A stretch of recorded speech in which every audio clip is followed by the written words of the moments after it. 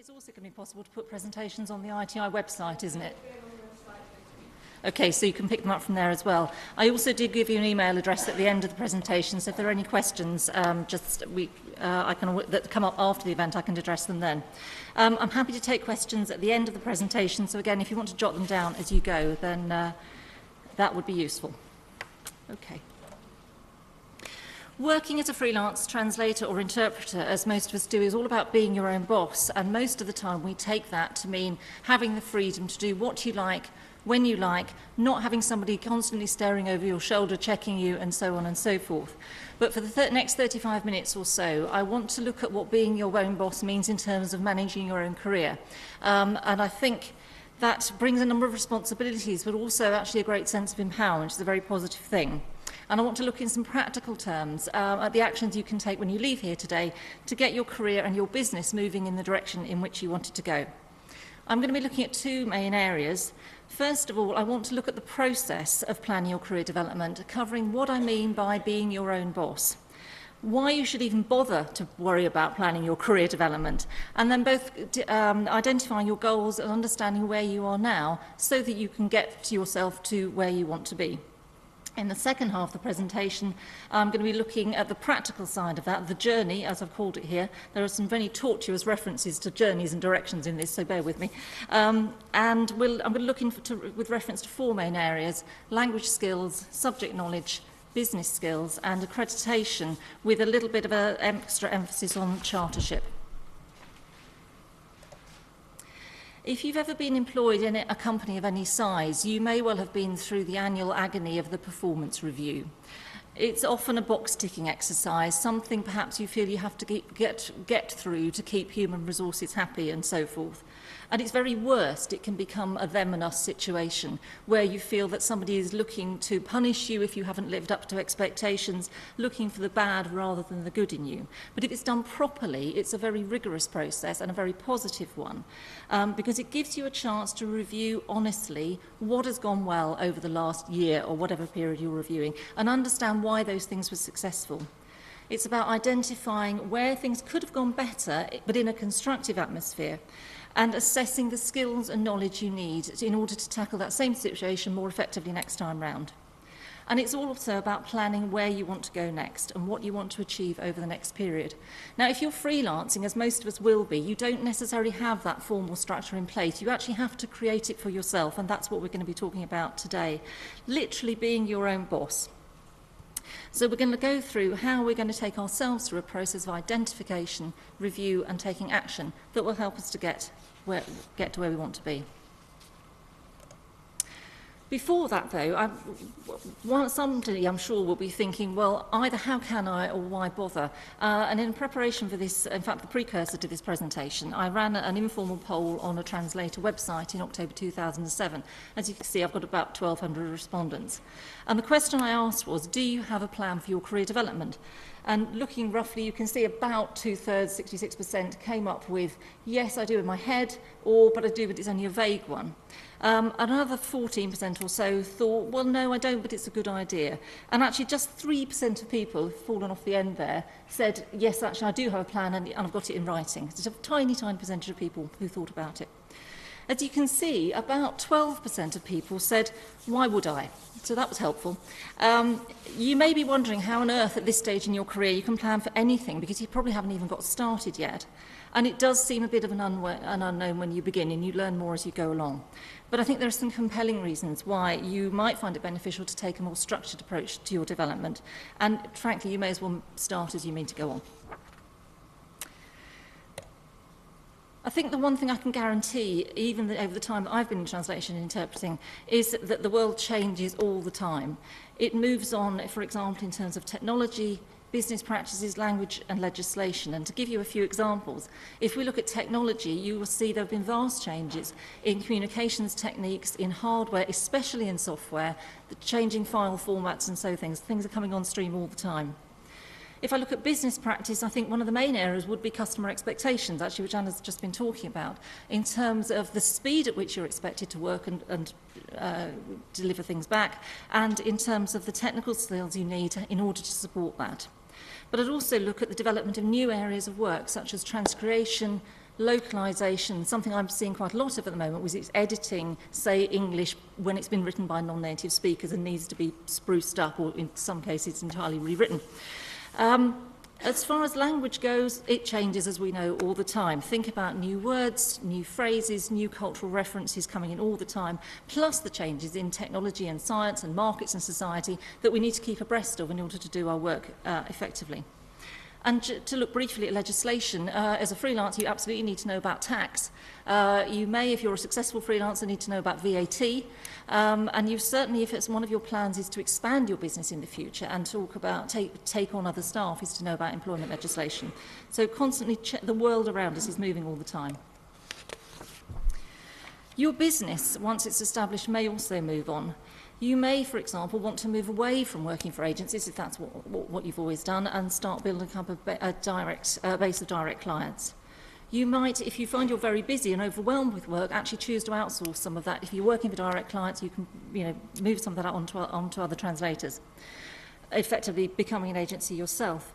You might want to change the type of services your business offers, either in terms of subject area or in terms of the sort of work you want to do. Again, transcreation would be one idea, as would subtitling.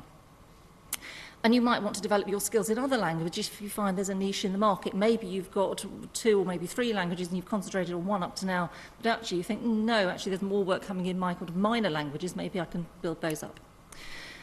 Fine, looking well ahead, you might decide that it's time to move your business on. You might decide to sell it, for example, or move on to retirement, whatever it is. So again, lots of changes in your business. But most importantly, I think you move on as a person. You might find the sorts of things that used to interest you suddenly become less appealing. Perhaps I think one of the most challenging aspects of self-employment is you have to identify that for yourself. You haven't got a boss simply saying, right, here's the next project, I want you to learn those skills. You've got to work that out. You might just find you need something new to stimulate you. Maybe there's an interest you have in medicine or marketing or metallurgy, whatever it is, that you think, actually, I really want to pursue that and do more work in that area. And that might come from a leisure interest. So I'll mention your scuba diving and knitting or whatever else, and you may find you've got a passion for that and want to be able to use it in your work. You might acquire new skills. For example, you might think, actually, I really enjoy doing DTP and I'd like to do more of that. So you develop that as an extra skill, partly because it'll give you a competitive edge, or maybe you just enjoy doing it. You might find your languages change. Maybe you move to another country, you find a new partner, as I say, or you pick up a language you've had in the background up to now. And maybe actually you'd want to work for new clients for 2 reasons, one of which might be that you decide, actually, I don't like working for large companies, I'd rather work for small ones, or vice versa. You'd like them to be located elsewhere. Also bear in mind that changes happen within the companies you work for. I had an example I used to work very extensively with one company. The guy I worked with moved on to another company. So I went with him in a sense, but also do a little bit of work for the existing one. But actually, I might have lost him had he gone without taking me with him effectively. Sometimes, obviously, change just happens and you have to respond to it and have the flexibility to do that. But I'd say you can also plan for it and steer your career in the direction in which you would like it to go. So we've been talking up to now about this idea of a route map.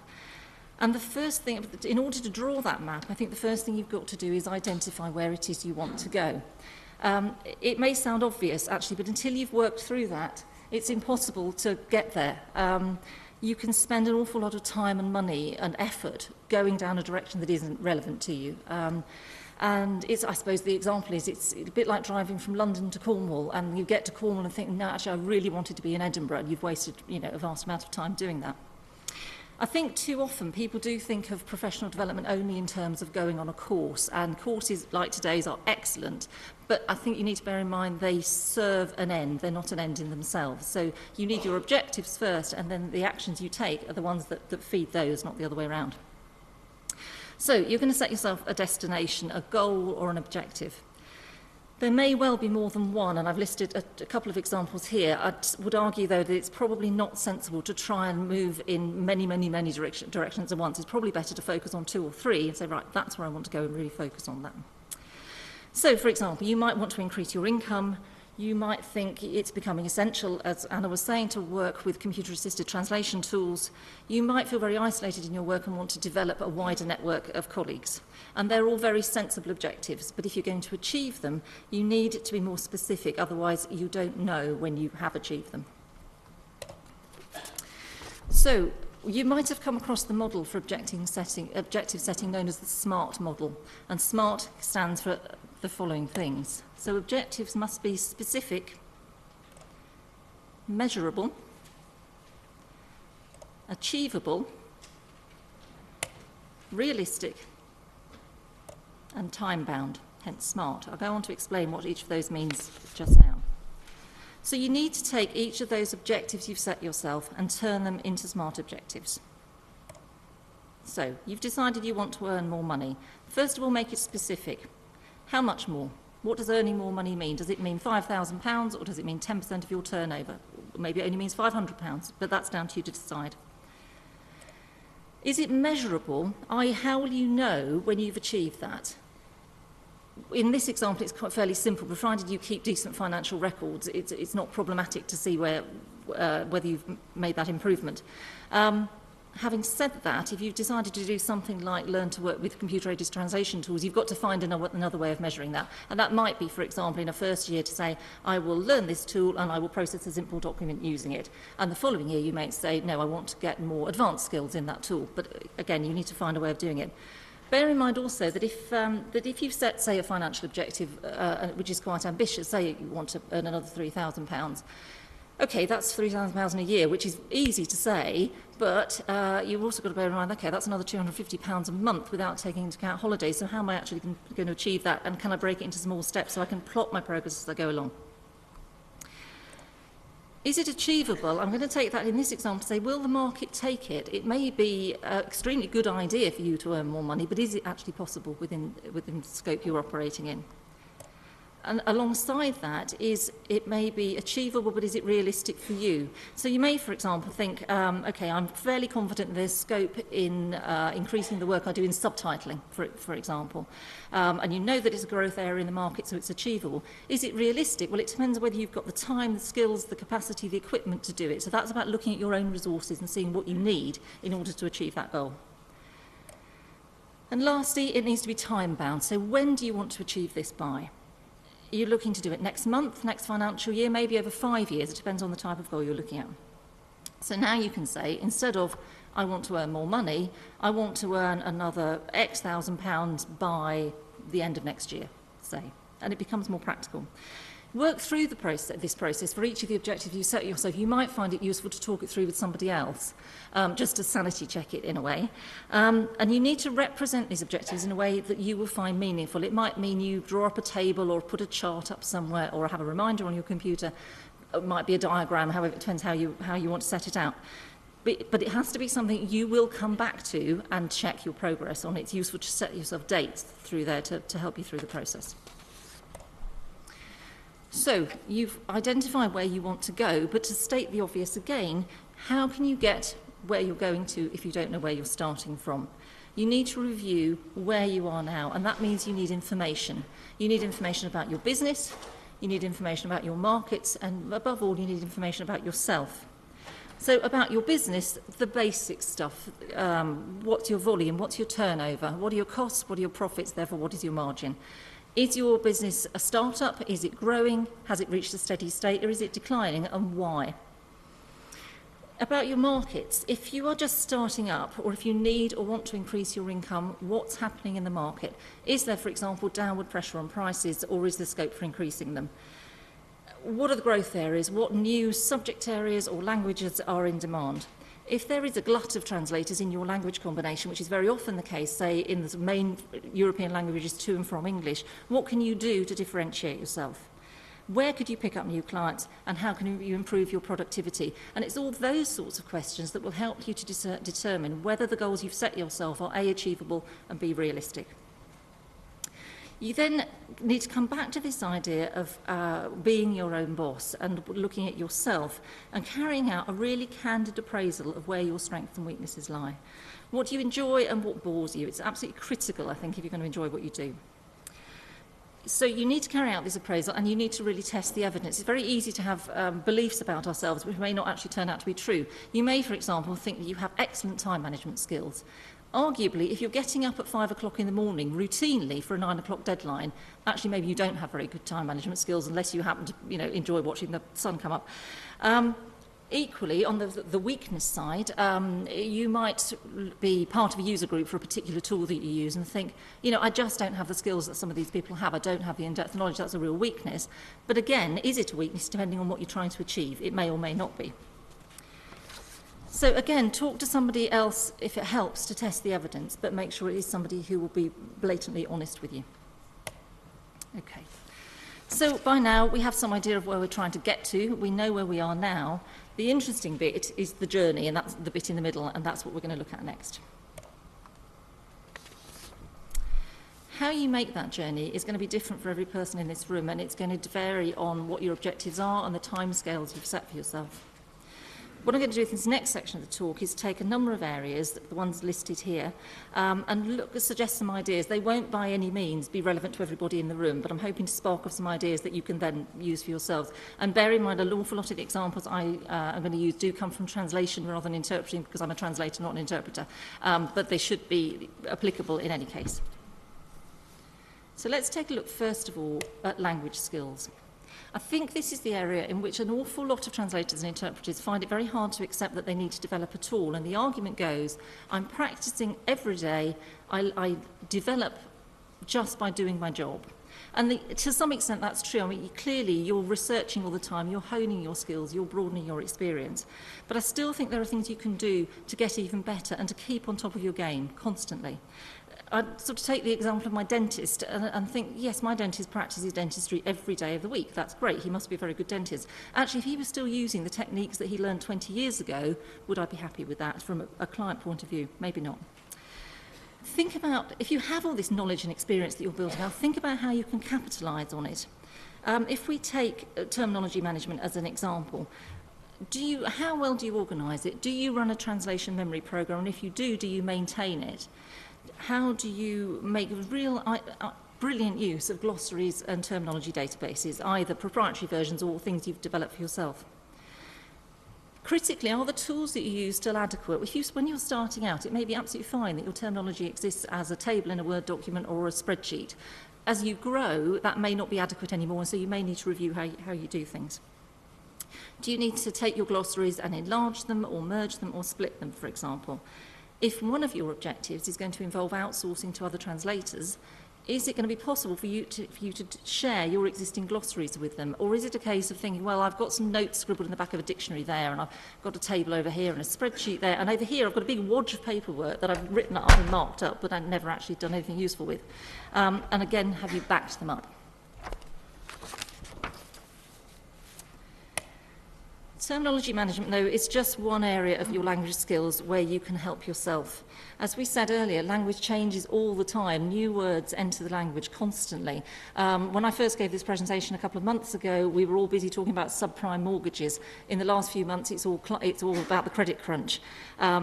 Words also change their meaning. To give you an example, some of us may not like the fact that disinterested is coming to be increasingly used to mean uninterested. At the moment, arguably that's still wrong, but 10 years, 20 years, certainly 50 years' time, I think that distinction will have disappeared. So it's keeping up to date with that. Some phrases at the same time drop out of use and become old-fashioned, and other new cultural references enter the language as well. So we might a little while ago have been talking about Chelsea tractors for four-wheel drives in bits of London, and I guess the only answer to that is, do I look bothered? There are dozens of ways of staying abreast of change, and I've listed a few of them here. And you might not even think of some of them as being part of your professional development. They're just what you do on a day-to-day basis. But lots of these will apply to both your source and target languages. But I'd argue there is a difference between listening to the radio, because you want to listen to the radio, and listening to the radio as part of your professional development. And it's to do with how actively you listen.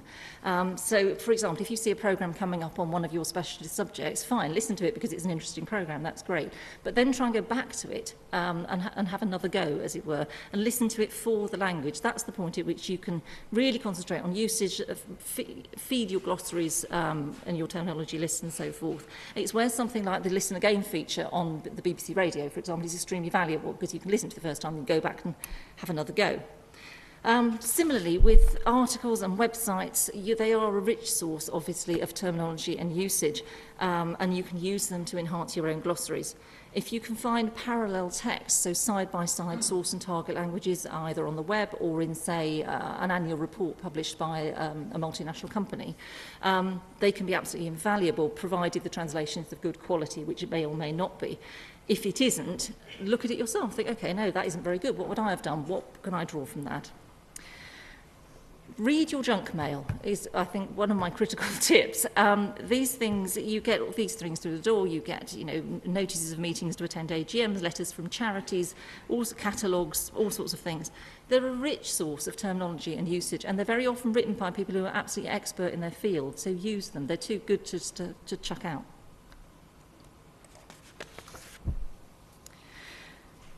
I'm going to pick up on something that we were talking about earlier, actually, about assessing your own work, and in order to keep your skills up to date and in order to ensure that you don't get stale and get rusty. I'd really encourage anyone to look at their work again once the pressure of the deadline has gone.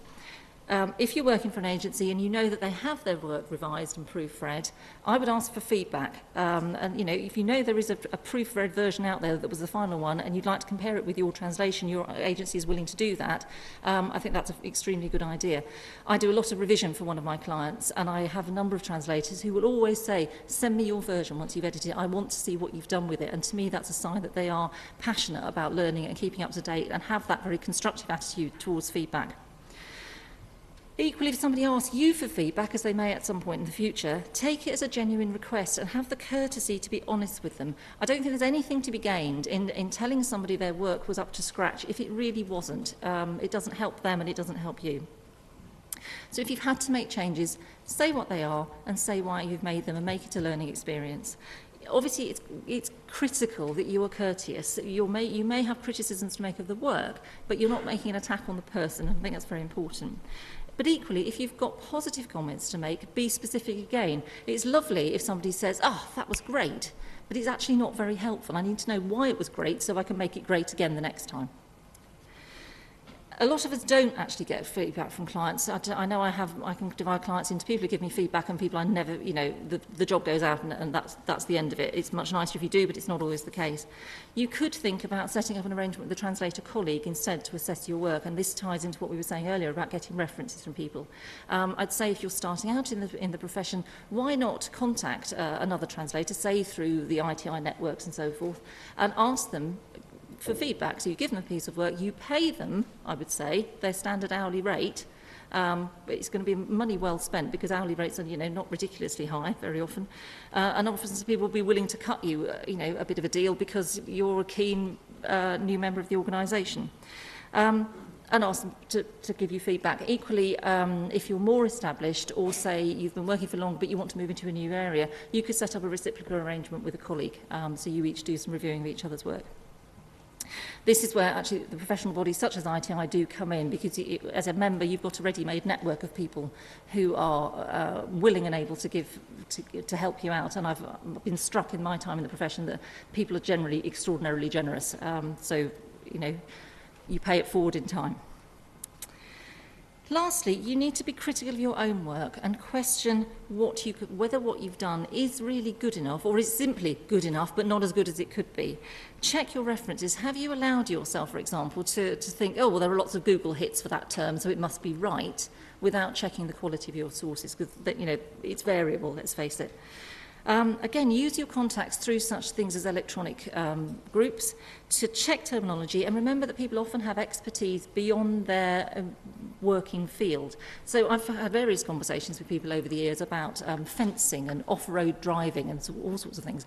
And then you may find at some point that is precisely the person you need. He may not do work in that area professionally, but actually they're a real expert. Equally, bear in mind you have a network of people around you in your friends and family who have areas of expertise that can help you out.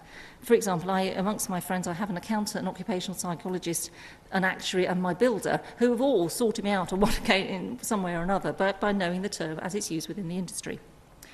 It's not always very easy to quantify the progress you made in language skills unless you're undertaking some sort of formal training. If you are asking somebody to mentor you or give you feedback, try to do it over a period, and then you can see how you've improved. Or if you're working for your, criticising your own work, take a piece of work that you did a year ago, do it again, compare the two versions, and see how you've developed. Okay. I'm only going to speak very briefly about subject knowledge because, in a sense, if you are reading and listening and doing all of the other things I've suggested in both your source and target languages for your language skills, you will almost by default be keeping up with developments in your specialist areas. Make good use of industry publications and websites because, again, they're written by experts in their field, and attend courses and conferences on those subject areas when you can. You could consider joining professional associations that are not specifically geared at translators and interpreters. So, for example, something like the Chartered Institute of Marketing, the Chartered Institute of Personnel and Development, the Royal Institute of British Architects, are all organisations where you could join as an affiliate member, which will give you access to a network of experts, to conferences, to publications and so forth, but possibly quite a modest cost. You simply need to show some sort of interest in this area, and you may be looking at £100 to £150 a year, which is not a huge amount of money for a lot of expert content. Again, trade organisations and journals are a very good source of language as it's used by the professionals. One of the things you might want to consider is, again, if you work in very common European language combinations, is specialising by going to a particular subject area. And a lot of the suggestions I've outlined should be helpful. Do be guided, though, by your skills and interests. I don't think there's much point moving into an area that you think is going to be lucrative and profitable simply because it is. If you hate it, there's no point. You'll have a miserable day of your working life, and I don't frankly think that's worthwhile. But if you have interest in, say, horticulture or music or archaeology, make use of them, because it may be, it goes back to the knitting patterns, and I have been asked to translate knitting patterns, actually. Use them because it'll be valuable to you, and you'll find it rewarding, and generally the things you find rewarding, you tend to do well. Let's move on to business, and I'll tackle that statement, I don't run a business, do I, in just a moment. These are some of the areas I would cover under business skills. My feeling very often in talking to people who are relatively new to the profession is they're not necessarily very geared up to thinking of themselves as running a business. They tend to use what I think is a fatal phrase, which is, I'm just a freelancer. And I think that can be very destructive in terms of your relationships with your clients. Remember that you're trading in a business-to-business relationship. It is not about you, little individual big client over here. You are equals to some extent. You're highly professional people. You've taken a lot of time to get yourselves qualified. So let's actually meet each other on the same level. I think once you can separate yourself as a business, as a person from your business, it actually becomes much easier to assert yourself with particular clients. Some clients are wonderful, and others, frankly, will be exploitative if they are given the chance to. And it's too easy to fall prey to unreasonable deadlines and late payment and low rates unless you're willing to say, no, hold on, I'm not going to do that. And from my point of view, it becomes much easier to say, I can't make a business case for working with you under those conditions, rather than, me as an individual, I've got to assert myself. It's just trying to get that little bit of distance I think you may find very helpful. If you do feel your business skills are not quite up to scratch, I firstly would recommend joining the professional bodies. Something like ITI is a huge source of, you've got a fantastic range of colleagues, you've got publications, you've got training events, you've got language and subject-specific e-groups, all of which will help you immensely.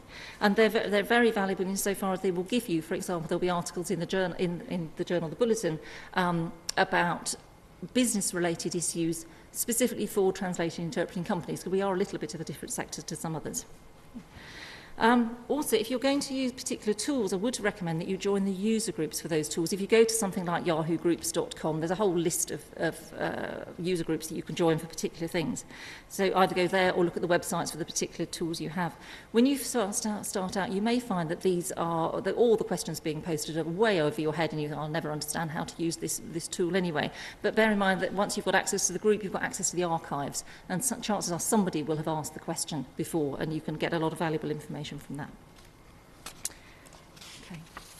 Once you start thinking of your business as a business, you'll realise there's a vast range of general business advice and information out there, and a huge amount of it is available free of charge. If the Business Link particularly runs, certainly in my area, one that runs a very wide range of training courses. A lot of them are subsidised by the European Union, and therefore you have access to them at either very limited cost or completely free. And if you're attending those events, it's also another very good networking opportunity. You get to talk to other small business owners who might actually be using your services. A couple of others there, but what I'll concentrate on is good old Her Majesty's Revenue and Customs. Actually, generally, I've never found a tax advisor there who is not incredibly helpful. They are trying to help you to get it right, because it's in their interest that you get it right, and they'll give you all sorts of advice. I think particularly at critical stages. So, for example, if you're starting up, if you're moving from being sole trader to a limited company, fabulous source of advice, and you know it's authoritative as well. Small Business Service, Federation of Small Businesses, all useful in their own way.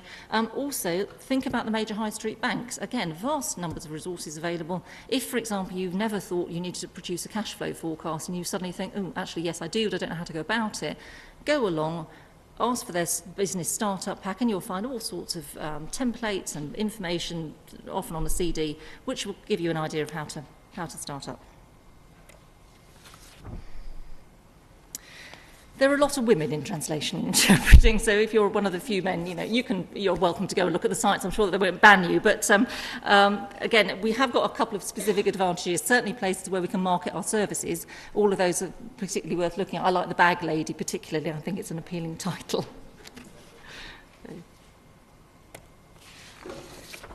Sadly, the answer to that question is we all do, although you may spend quite a lot of time wanting to chuck the thing out of the window. Your local further education college is an excellent source of IT training, and you can also consider online options. The Open University, for example, offers a number of courses on IT-related topics, some of them quite short, some more extensive. They won't necessarily lead to accreditation, I think they generally don't, but often they're free of charge, and you can register with a user group and get help and advice from other people. They also actually run units in business skills, such as financial management, marketing and entrepreneurial behaviour, as I've discovered, so I don't quite know what that is, but I'm sure you can find out. You also get useful courses on specific software packages through something like Learn Direct, and if you're looking for a recognised computing qualification, computer skills qualification, you could look at the European Computer Driving Licence scheme there. As you'll have gathered by now, there is no shortage of information available to you. But you do need to remember that you're going to be looking at this in light of those objectives we set quite a few slides back. It can be very easy to get sidetracked into things that actually strictly are maybe interesting in themselves but aren't relevant to your goals. And I want to go back to that idea of saying your actions are subservient to your objectives. The objectives come first, and not simply the things that you want to do. Or you find yourself going off, as here, in 4 directions. I'd also say sometimes you do need to know when to lose. You can't necessarily do everything. You may not have the time or the inclination to master the skills that you'd like to do, but just don't have the time, and outsourcing can be the best solution. You're not obliged to design and run your own website, or produce your own accounts, or produce your own sales and marketing campaign. You can actually pay somebody to do this. And I've just, finally bitten the bullet on that one and realised I can't redesign my website, so I'm paying somebody to do it. But, it takes some of us a little while to get there. But there you go. I think gaining accreditation from one of the professional bodies, i.e. ITI or the Chartered Institute of Linguists, is immensely valuable. But before I go on to explain why, do bear in mind you might consider joining translator organisations in your source language country if you're based in the UK. So the SFT in France, the ATA in the States, the BDU in Germany. Being a member of these organisations, I think, gives you a huge number of things. Access to information and advice through training events and through publications. It allows you to build up a network of colleagues in lots of ways, maybe through e-groups, maybe by going to events, maybe by joining regional societies.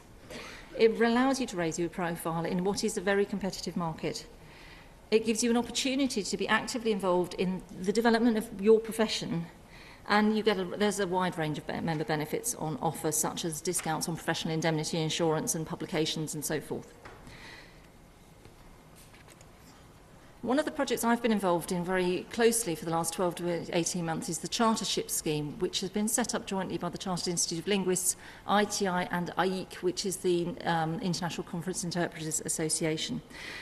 And it's about defining practicing linguists, and that practicing word is absolutely critical, who demonstrate very, very high levels of skills and competence and professionalism, who are willing to commit to maintaining those skills through continuing professional development, and who agree to periodic review by their peers. In practice, this means that when you first apply, once you've got 2 years membership of these organisations and you've been in practice for 5 years, you can go through a very rigorous process, including an interview by some of your professional peers, where you explore things like your understanding of professional ethics and codes of conduct and so forth.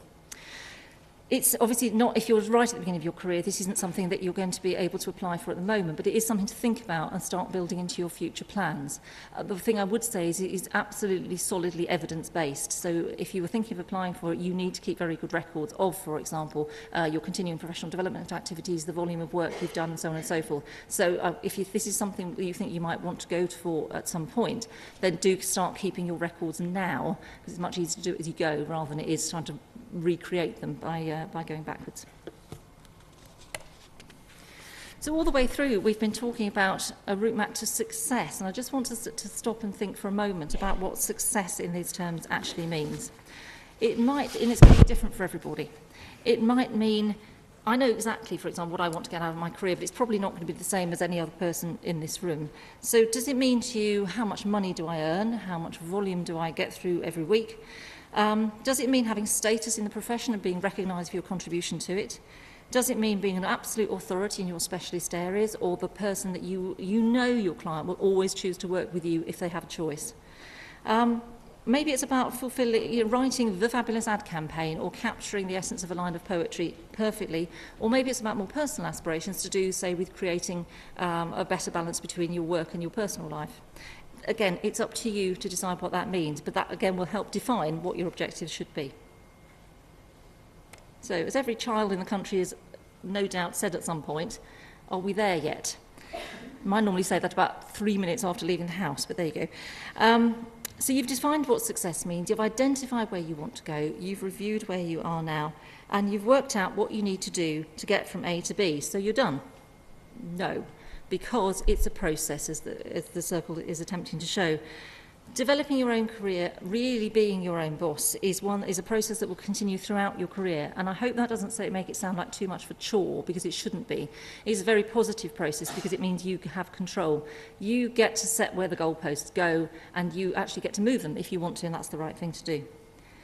So just to recap what we've said, you identify where you want to go. You review where you're starting out from. You take action to get to where you want to be, and you check when you got there whether you were successful or not. And then you begin again. You identify the next place you want to go, and so on and so forth. I hope you find that process both satisfying and empowering, and I wish you well in whatever it is you want to achieve. And the main thing is, though, that you make sure you enjoy the ride.